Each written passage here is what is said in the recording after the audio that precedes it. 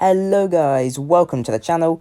I am Rico and today we will be reviewing set number 75292, the RazorCrest. Let's get into it. This set comes with 5 minifigures, including the Child, the Mandalorian, IG-11, Grief Karga and a Scout Trooper. In person, the RazorCrest is very big. It has these really big panels on the side, which look pretty good, with some stickers for detail, and the front of the ship looks just like it does in the show. The engine pods have lots of detail put into them. Sadly, again, lots more stickers to get that detail. And the roof also looks really good. They put a lot of work into making this ship look really good. Lots of the surfaces are tiled off. This is what it looks like from behind. You can see the rear of the engine pods have a small orange brick.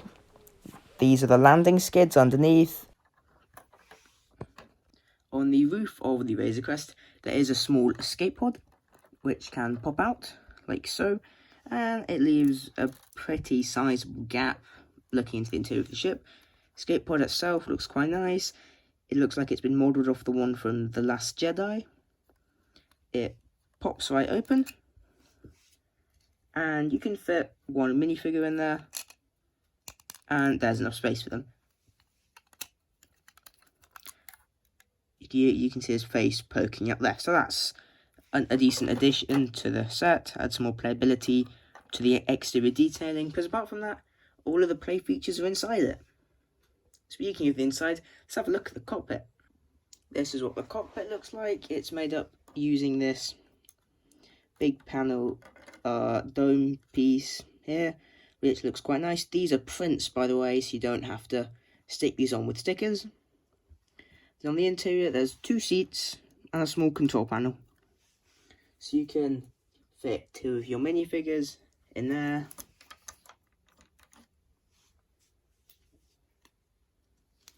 And they fit in there quite nicely. Of course, you wouldn't have a Scout Trooper flying, or maybe you would. I don't know. And if we remove them for a second, then there's actually a hidden feature behind it. This part here folds forward to reveal a weapons rack, where you can stash Mando's trusty blasters in a small weapon stash right there. The front of the RazorCrest also has these 2 large guns, which look very nice, and they're actually covering up small secrets. Inside this one, it's a small bunk where Mando can rest, which is quite nice. Show you what it looks like with him in there. So we just go, and there we go, he's in there. And that looks quite nice. That is a sticker on the back there.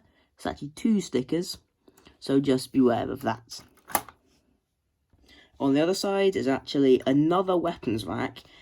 Now, they actually recommend you have a stud shooter here, and that's because there are actually stud shooters on the top of the roof, which I will show you in a second. But there's more weapons racks, so if you want to put any of Mando's weapons in there, you can.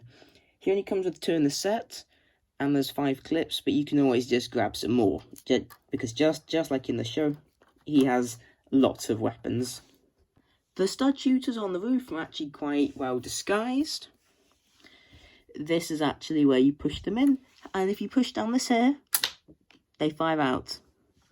So it's quite nicely blended in, because sometimes stud shooters make the overall set look a bit ugly, but this just pops in there, and you press on these pieces here to disguise it. It doesn't detract from the overall look of the set. So I think it's nice that they camouflaged it quite well, and also the trigger mechanism is camouflaged quite well, because the tail isn't poking out the back like it is on a lot of other sets. You can open this set up with a small door on the side here. And you can also fold down this large panel here. If you go on the back, you can fold down this hatch. And on the other side, you can fold these down as well. That fell off there. But overall, you can see there's a massive amount of interior space. Absolutely humongous. There's so much space in there for you to do whatever you want. The set doesn't come with much that goes in there, just these 2 carbonite bricks, the first of which looks like this. The second of which is this poor fella. And these just slide in and are held in by a small tile. So that's quite nice that they made some new carbonite pieces. These are stickers on the carbonite bricks.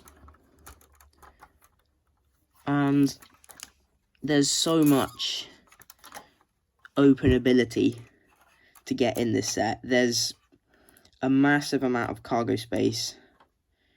So it's very nice that they made it very accessible.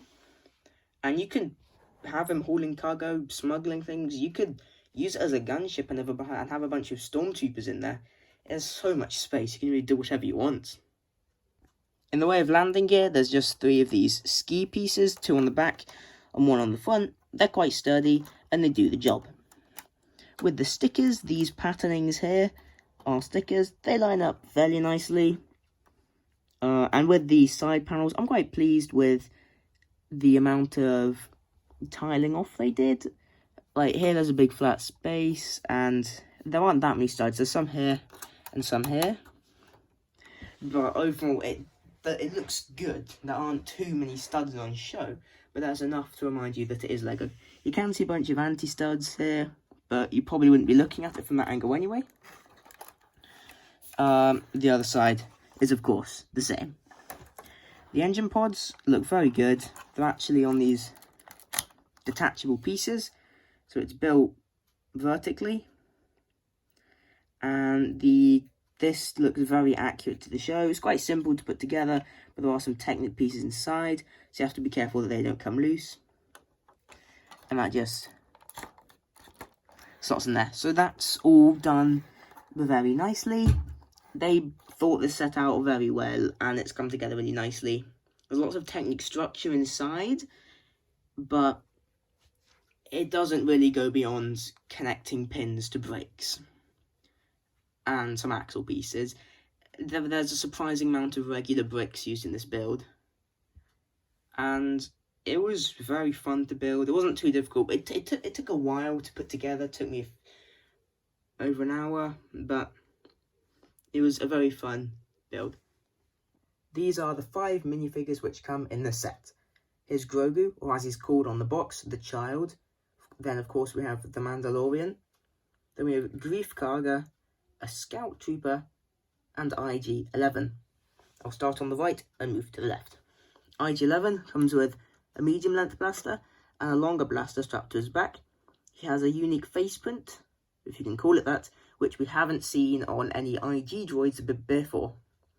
He has the standard battle droid legs, arms and torso, and his head is built out of several bricks. Moving over to the Scout Trooper, he has a small pistol and some very nice new Scout Trooper printing. His helmet is of the dual molded variety, as you can see here.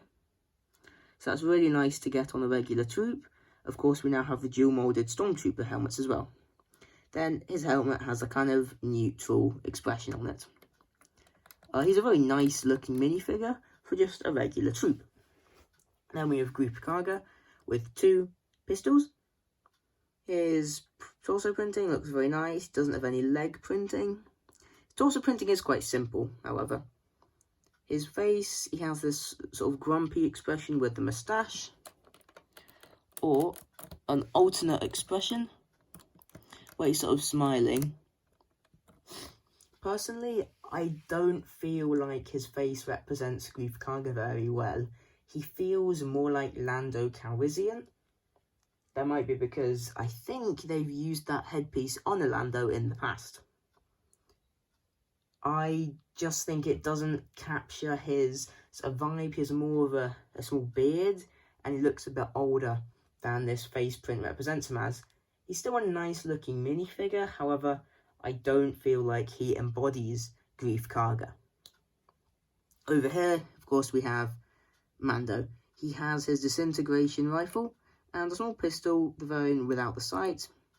He has some very nice chest printing, lots of colours, the rust elements, same on his legs. It looks very nice. They really captured his kind of tattered armour look.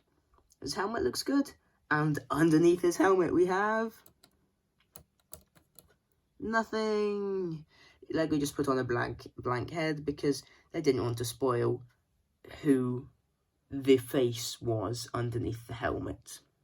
Of course, we know now, but at the time, Lego didn't want to spoil that. And over here, we have Grogu. He has a teeny weeny amount of chest printing, which looks very good, and his head.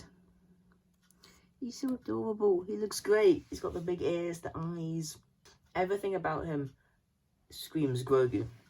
On the back, of course, we can see IG-11's longer rifle.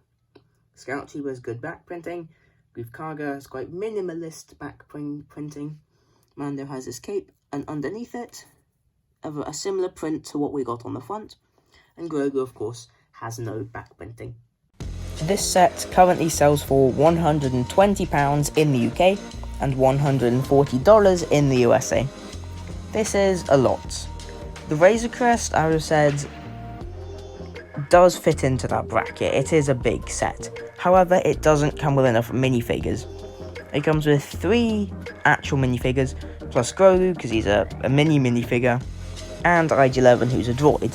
So, for me, it would need more minifigures. However, it's such a cool ship, you might be able to justify that price. If you could get it for £100, it would be much more reasonable. However, it's still a lot no matter how you look at it. Captain Rex is currently on holiday, so instead, if you enjoyed the video, Grogu is the one who would like you to subscribe. It's free and it genuinely means a lot to me. Anyway, have a good one.